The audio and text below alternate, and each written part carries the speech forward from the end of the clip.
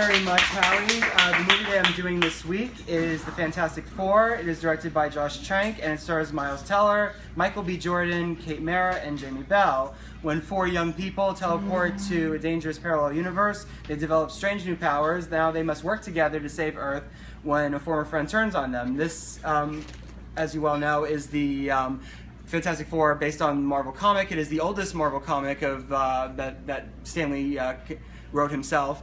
And the thing about this particular one is that it had a spotty history. There was a 1994 movie that really never got released, and then there was one in 2005 which was had big production, big stars, but was kind of so-so.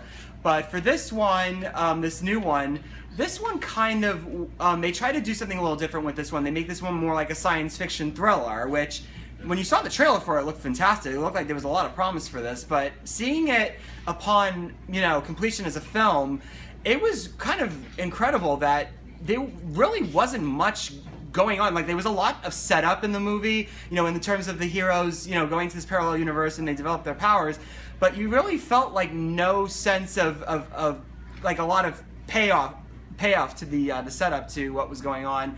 And the other odd thing about this particular movie is that it seemed like that the studio kind of was monkeying with it and trying to, like, they didn't have a lot of confidence in the original movie, and what they did was they had to insert more that felt more like a real superhero movie, like the part where Dr. Doom appears as the villain, and it just didn't feel like it completely gelled with the other rest of the movie. So you felt like you got a lot of exposition, build up, and then you have this little thing with Dr. Doom at the end, and it felt like it was kind of shoehorned into the movie.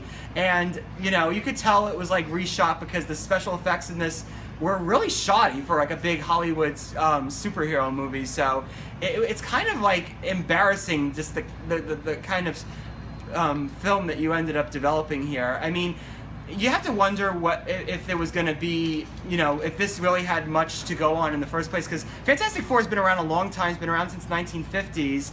So, and it's had a spotty history. So you have, and you have to look at like the bigger, like more popular superhero movies, like the Dark Knight trilogy or Iron Man or anything like that, and then you really get a sense of why those were resonated with people, and that is because they managed to hit on something that connected with the public at large. And with this Fantastic Four movie, you didn't really see any of that on top of everything that was already problematic with the film. So you really get a sense that this kind of seemed a bit doomed from the start, and just as really a way to just for Fox to continue to hold the rights to this Marvel property. So and this is usually the superhero movies are not this not this much of a train wreck, unfortunately. So this is like it's like a black eye for Fox big time. So this is definitely not one of the strongest movies that have been out this summer at all. So I give this movie, and I usually never give this low to any movie. I think I've only done this once since I started.